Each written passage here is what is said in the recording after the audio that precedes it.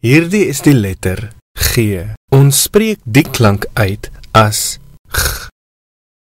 Graaf, begin met hierdie klank. Ons spreek die klank uit as G.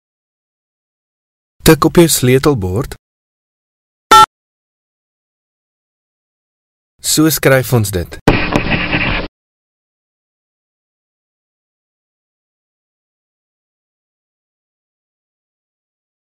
So skryf ons dit met hoofletters.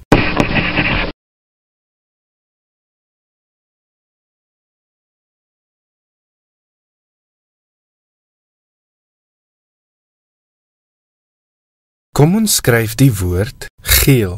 Klik die flitsende letters. G, E, L, G.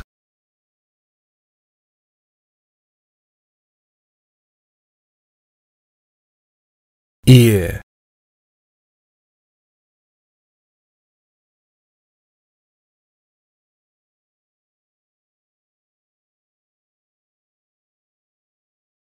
L,